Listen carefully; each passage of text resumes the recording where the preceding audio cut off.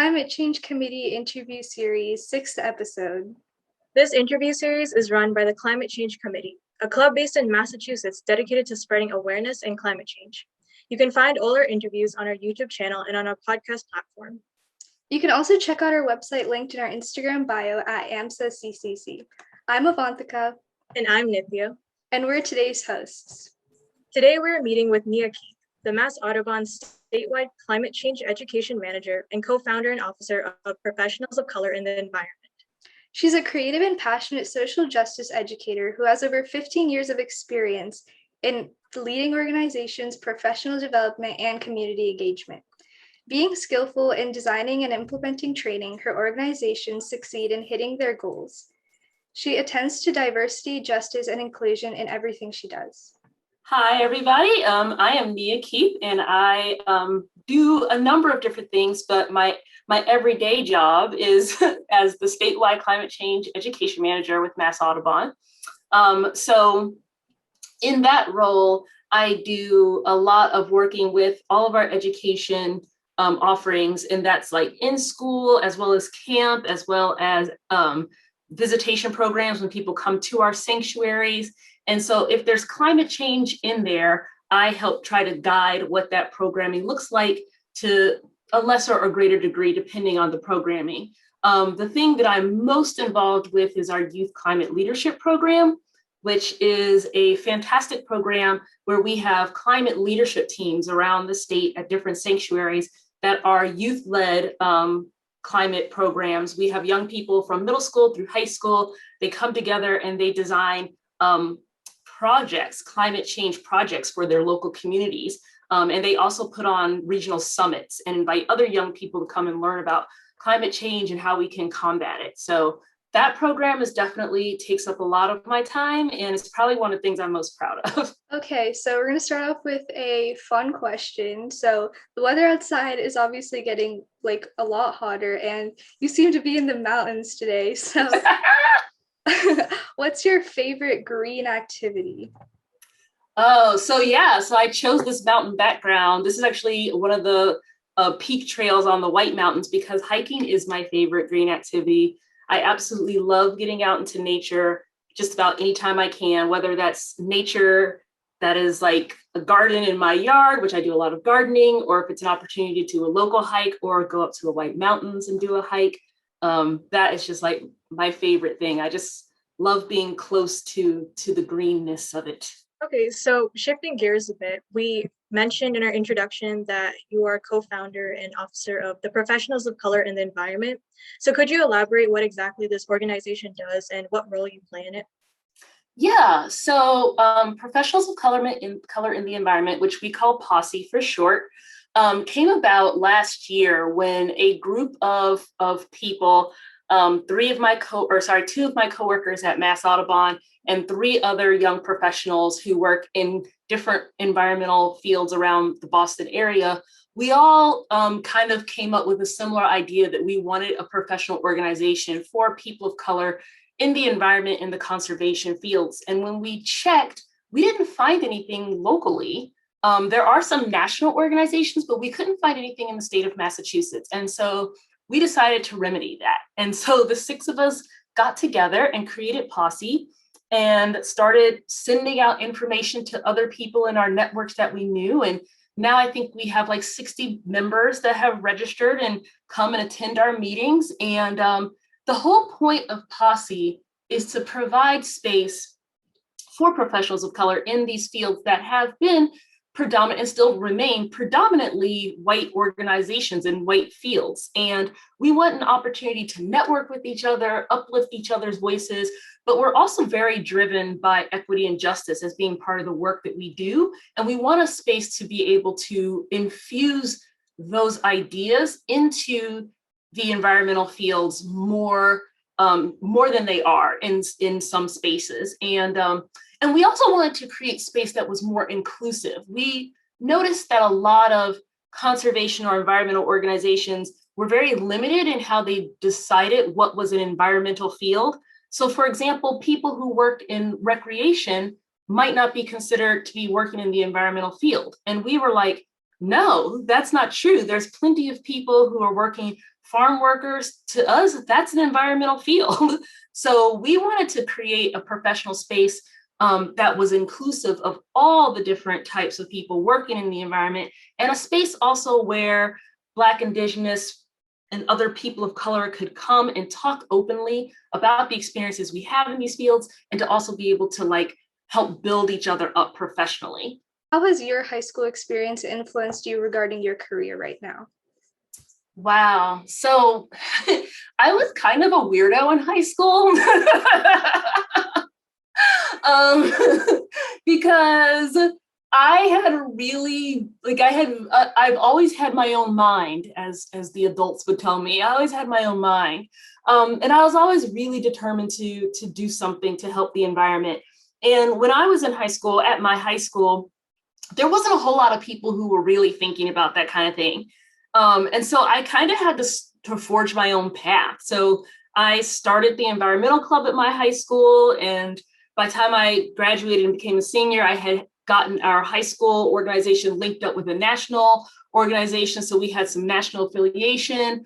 And, you know, through that organization that I started in that high school, I also started like week-long Earth Day programming and things of that nature. And they didn't exist. So I just had to make it. And I think that has really influenced my career, because I've seen every step in my career has always been about, how do I take whatever has been given to me and help scope that to become what I want it to be? And how do I get to the next place that I want to be? And if somebody isn't going to make the path, then where's the shovel? Because I'll dig it myself. Right?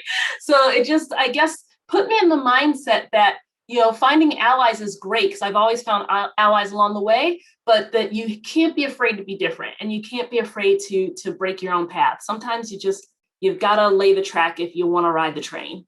Based on your experience, what advice would you like to give high schoolers who are looking to pursue a similar path as yours? Well, first of all, I should say that my path has been extraordinarily circuitous. It has not been a straight path. I didn't come out of high school or even come out of undergrad being like, I know exactly what I'm going to do. No. And in fact, I had a lot of different, like, I suppose at the time I thought they were roadblocks, but I've had situations that have taken me into places I didn't know I would go. But I can actually say that I feel really grateful for every single so-called detour that I've been on, because every single one of them has taught me a skill that I've been able to weave back into my career to create this like unique version of what I do. You know, so I did originally went to school as an undergraduate to get an environmental studies degree, but in my first semester was overwhelmed by the, well, actually, just to be like frank, the oppression that I found being a female in the conservation field at that time. There were very, very few, and I could count the amount of people of color in my like 300 plus auditorium classroom on like one hand. And so I became more interested at that time in looking at gender disparities. And so I actually wound up graduating with a degree in women's studies and not in environmental studies, because that's what I found really was important. And then that took me into counseling, oddly enough. And I wound up counseling people who were trying to recover from addiction. And that taught me a lot about like working with people and like emotional intelligences.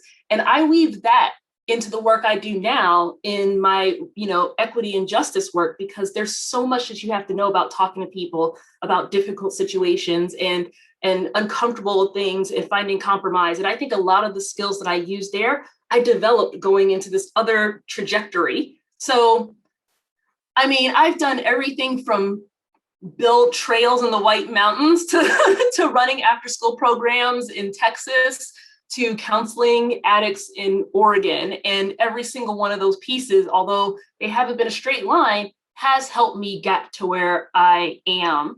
So I suppose my advice, all that being said, is that people should follow their heart and their gut. Because if you wind up going someplace and you're like, this just feels right now, don't worry about whether or not it's going to check that box in 5 years. because the box that you might be trying to check today might not even matter to you in 5 years. Or you might be like me and find really unique ways to bring these other ideas into doing what you love. I mean, I've always wanted to do something with the environment. And even though I've wound up with tons of different experiences in lots of other ways, all those things now are part of the work I do in fighting climate change. So I think do what you love, go for the experience, and, don't listen to the haters, because there's always going to be somebody who's going to question you and be like, is that really going to make you any money? Be like, I got it. I'll figure it out. Just do it. Do what feels right. So what's one easy change that someone can make so that they could become like more eco-friendly? Yeah. So this is a tough question to answer for me, because I do think that we have been convinced. This is where I'm going to get on my radical pedestal. I truly believe we have been convinced by industry that we all need to be individually responsible for fixing the climate. But we know, based on research that has come out, that there's 100 industries responsible for 71% of all climate emissions. So whether I ride my bike to work or I don't eat meat on one day, the truth of the matter is it's still that 71% is going to still be happening, right? So I do think that people should be thinking about, am I going to tell people to go out and just burn as much gas as you want to and buy unsustainably? No, not if you have a choice. But realistically, I would love to see people less focused on their own individual stuff and thinking about, how do I band together with other people to bring the organizations and the industries to task who are actually at fault for climate change? How do we work together to get the laws on the books so that people can't pollute? How do we work together to make the industries that are emitting these carbon emissions, how do we get them to actually take the money that they're getting from all this and use it to fix the problem? So I'm yes. The one thing that I would say people could do individually is join other individuals, and let's get a collective movement going. How do you get input from public about climate change in your daily life?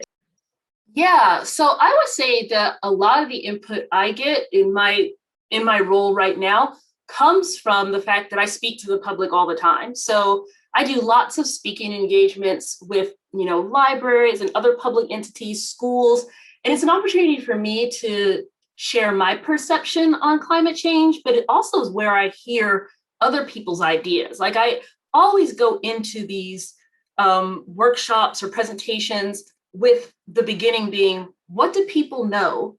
How do they feel? What are they already doing? And that is huge for me to hear, because I see where people are at in real life.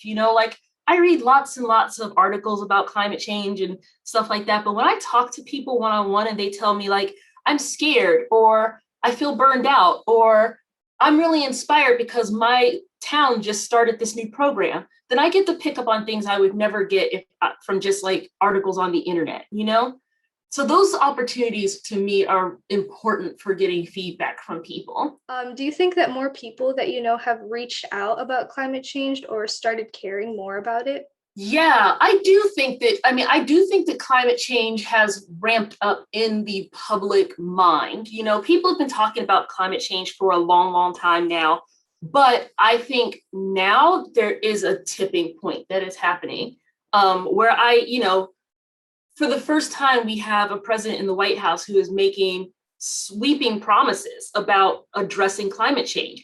Let's be real, that wouldn't be happening if the public wasn't pushing for that, right? So I do think that more people are talking about it. And I'm also seeing more ages talking about it. Traditionally, younger people are just always on the cutting edge of just knowing what to do when it comes to making social change. I think that has just historically always been the case. And the same thing can be said for climate change. But now I found I'm more likely to go into a presentation and have older people in my audience who are opting in to learn about climate change and talk about climate change than I am younger people. Not to say the younger people aren't having those conversations, they're just not having them at my presentation. But like the fact that there are older people having this conversation is huge. So what is something that people don't know about climate change or often get wrong information about?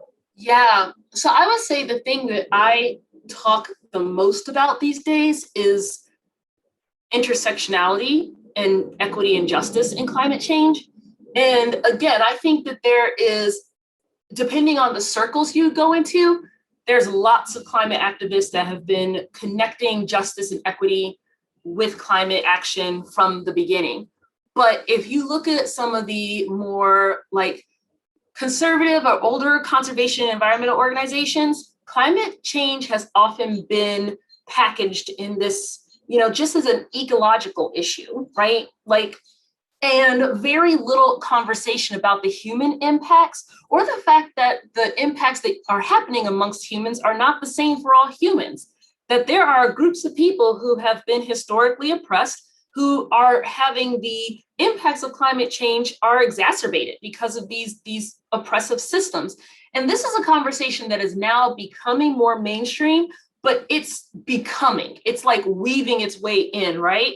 And so I feel like there's still a lot of people out there who aren't making that connection and aren't having that equity and that intersectionality piece as part of their climate conversation. And I feel like that's like my niche audience is bringing that forward for people. And I can tell you, I've had a lot of people after they've come to one of my presentations or workshops, and they've come to me afterwards and go, I've never heard anybody talk about climate change in this way. This was really eye-opening. And of course, there's dozens and hundreds of people talking about climate change this way, but the people who are in the circles that I'm in haven't heard it before, right? So I feel like that's the role that I've taken on, is like being part of these like bigger conservation orgs and getting that to be part of the regular climate change conversation. What are some things that people could do to counteract climate change? Yeah, so this one is huge. This is the like $1 million question, right? So the thing about climate change is I feel like we have to address climate change in a couple of different arenas. So one, in order to mitigate the worst pieces that we're looking at in 50 years or 80 years, we absolutely have to stop emitting carbon and other greenhouse gases. We have to stop that, which means we have to look at a different way to fuel our economy. We have to look at greening our grid. Or else if we continue with business as usual in these large sectors, we're going to continue to pump these greenhouse gases into the atmosphere, and we are not going to be able to stave off the worst climate change effects, right? So we have to stop the emissions. We have to change the way we're doing business, but we also have to figure out how to get some of this carbon, this excess carbon, out of the atmosphere and sequester it back into the earth. Because again, even if we stopped emitting everything today and we went to zero emissions, we've pumped the atmosphere full of so much excess carbon that we would still see a rise in temperature for another 30 to 50 years. So we have to get some of that excess carbon out, which means that we have to do things to help natural cycles. We have to protect and we have to augment the forest that are sequestering carbon. We have to think about the wetlands, who are actually even better at sequestering carbon than forests. We have to protect those wetlands from sea level rise. We have to allow them to, in places where they've been changed by humans, we have to remove those barriers so they can go back to their natural healthy functions. We have to protect the oceans, which also sequester carbon, but the rate that we are ruining them, they're not going to be able to do that anymore. So we're looking at big changes. Like, that's why I'm always saying we have to be thinking about things at a political and policy level, because we've got to make changes at that scale if we really want to see us reduce the impacts that we could be facing. But that's like at the mitigation level. The other thing that we have to think about is that even if we did all that stuff tomorrow, we snapped our fingers and suddenly we were like, heal the oceans and no more, carbon being emitted. we would still be dealing with that residual in the atmosphere, and climate change is already happening and is going to continue to happen to some extent. So we have to think about, how do we adapt to the changes that are coming, and how do we make our communities resilient? So things like, I mean, you'll see things like people talk about putting in like, rain gardens in neighborhoods to help slow down the amount of water that comes through during floods. Those are really great adaptation strategies for communities. Doing things that are going to decrease the impact, because we can't escape it all, is going to be important. So, thinking about green roofs, that kind of stuff, like absorbing the water, because we're going to have these like more storms, right? And more precipitation. So how can we do those kind of things? And how can we start thinking about different ways to move away from these giant global systems to make more resilient local systems? Like, how do we support local agriculture so that people can have food close at hand instead of it having to fly 8,000 miles? So those are like things might seem small, but those like so-called small local things are going to be really important when we're thinking about the long-term adaptation and resiliency of communities. But that has to be paired with this large-scale mitigation work if we want to truly like start stopping climate change impacts as they move forward. Where and how have you seen change in any area in Massachusetts or the United States as a whole during the COVID pandemic time? Yeah, I mean, I think there's been lots of changes, and as we start to go, as people start to get vaccinated and people start returning to work and so forth, one of the things I really cross my fingers about is that people will take it seriously when we start saying we can't go back to business as usual. One of the things that I think is what probably one of the more obvious changes that came about was just the reduction in the amount of personal travel people were doing because people were working from home more. Obviously, not every job in our economy can be done from home, but we have so many jobs that can. And when I got hired at Mass Audubon, which was last March, it was literally 1 week before everything in Massachusetts shut down, and they told us we had to go work from home. So I spent a glorious 6 days in my brand new office before they said, go home, take your computer, you're not coming back for a while.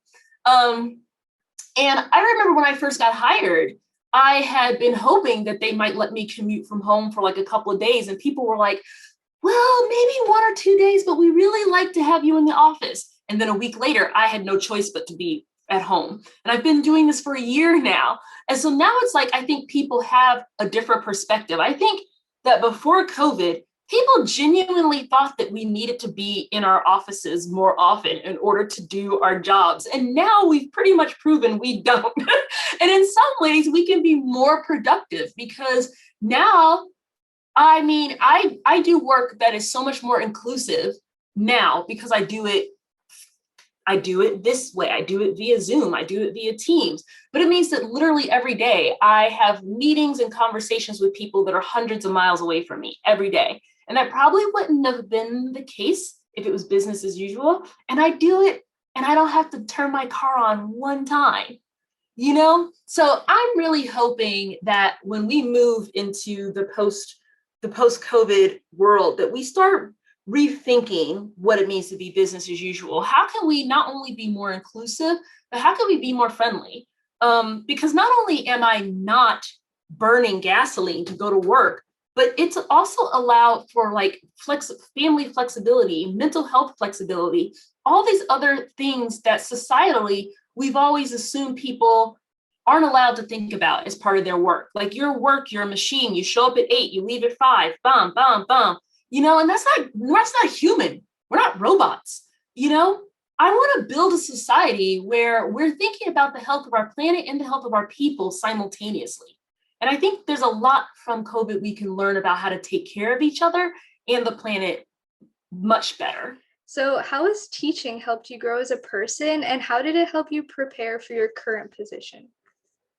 Yeah, so I love teaching. And if somebody would have asked me in high school if I wanted to be a teacher, I probably would have laughed at them. Quite honestly, because I don't think I really liked school all that much. But there's something really amazing about being a part of someone else's learning journey, because every time I plan a learning excursion, a lesson plan, a workshop, I have to teach myself new stuff every single time. Like I've learned so much more because I teach. I mean, I always say to people that like if you really want to become proficient at something, teach it to someone, because you have to learn things on a much deeper level when you decide you're going to teach it. And then, because I really believe in like learner-driven education, I have been shown so many cool things by my students that I never would have before. Like, honestly, a big reason why I have so much passion and drive in the climate field is because of young people who are driven about it. And like, I have seen their drive and been inspired by their drive, and their drive helps me move on, you know? So for me, it's like, I don't know, I think of my students, that all the students I've worked with over the years, they're just like co-teachers in a way. They've shown me things that I didn't know before. You know, I've had fourth graders who could hack my computer, and I was like, I'm not mad at you, show me how you did it. Like, I feel like that's the best part about teaching, is actually the learning. As opposite as that might seem, the best part about teaching is learning. So based on like the people you've taught, like middle schoolers or elementary schoolers and high schoolers, what are like the different perspectives or the different way you approach teaching these students? Yeah, so that's like a really good question. Well, you know, you have to approach the subject matter in a way that's developmentally appropriate, right? So the way I would teach climate change, for example, to a second grader is going to look really different than it would be to like a 10th grader. A second grader is going to have like less comprehension of like systems and not understand as many things about the world. Whereas somebody in high school, I could get into the weeds about things, right? This is pretty much an adult level mind. So like the way I teach things, I always want to start with like the light bulb, like what is the learner curious about? And then I like to let that curious thing be where I drive stuff. And I like to set up things with a lot of questions. I like to ask questions, and then if they're like, let them answer things, and then I ask another question. I kind of like, it's like leaving breadcrumbs, right? along the way. And I would say that the way I teach isn't significantly different.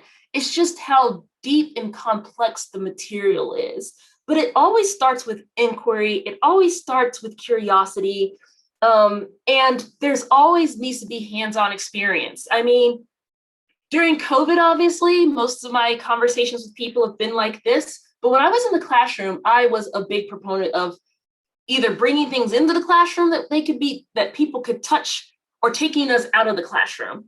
So, you know, I was the teacher who kept the worm bin, and we didn't throw away our snacks at the end of the day. We fed them to the worms, and then we learned about the worms, and we named the worms, and we handled the worms so that we could learn about the worms, you know? So I think it's really about how deep I would go into things. Like I might not get into deep conversations about like bipartisan ideas with a second grader, but I would with a high schooler, you know?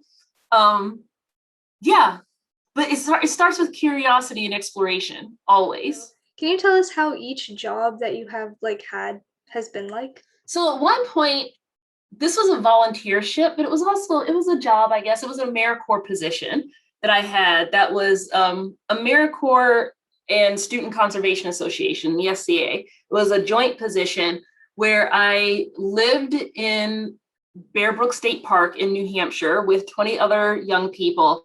And we lived in these cabins that had been built by the CCC in like 1937.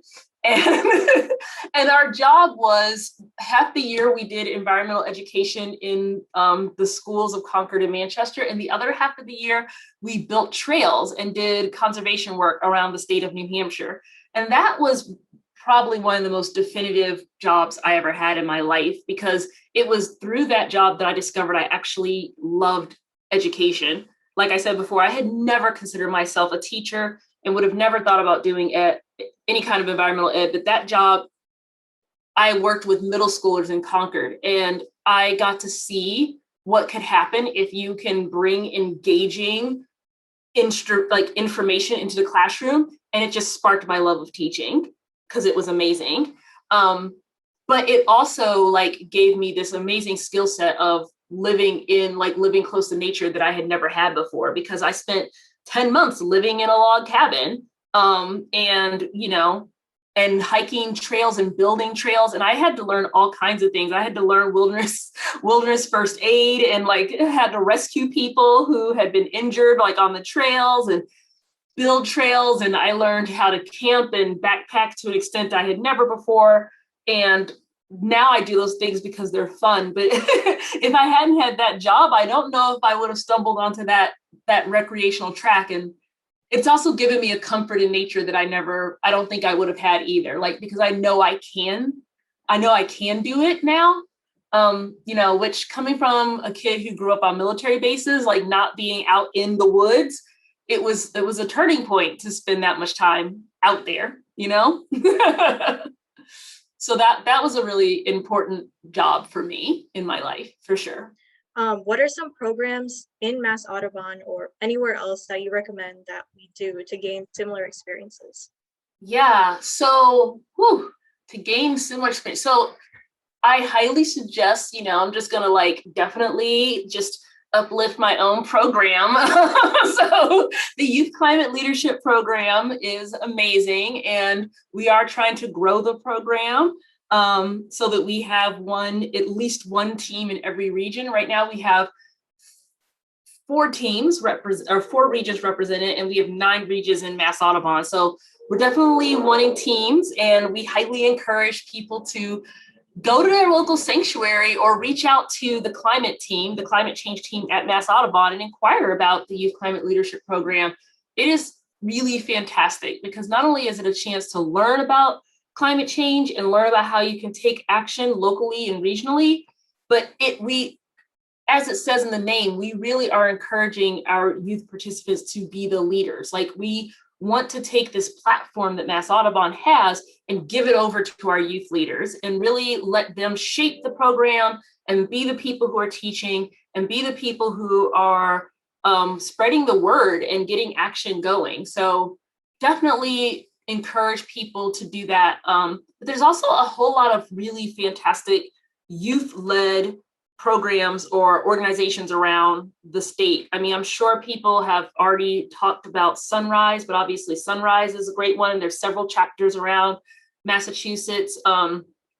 There's one that I call Mike, but it's I believe it's Mass Youth Climate Change, MYCC. And they're a collaborative of youth networks around the state who are all doing climate work. There's so many that are just amazing out there. And I just think that finding other people who share the passion is one way to continue to be excited and to continue to be hopeful, because without that, it's really easy to feel overwhelmed doing climate change work. All right, so before we conclude the interview, are there any final comments that you'd like to make to the audience? Man, I feel like there's so many things that could be said, but I feel like, I guess I would say, if the person listening wants to be involved, hit me up. Send me an email, nkeith@massaudubon.org. I am always trying to connect with people who want to do something around climate change, who want to be inspired. If you're a young person and you already have your own club, your own organization, tell me. I would love to network you with some of our youth climate leaders at Mass Audubon. If you're looking for a club to join, tell me. I would love to get you hooked up with someone. If you think I'm completely wrong, tell me to my face. I'm ready to hear it. I invite people to reach out, because that's how I learn and that's how I stay strong. Well, we're really glad we reached out to you, and thank you so much for spending time with us. We definitely learned a lot through this interview, and you have given us so many opportunities to go forward with our journey. in counteracting climate change. So thank you again for this time.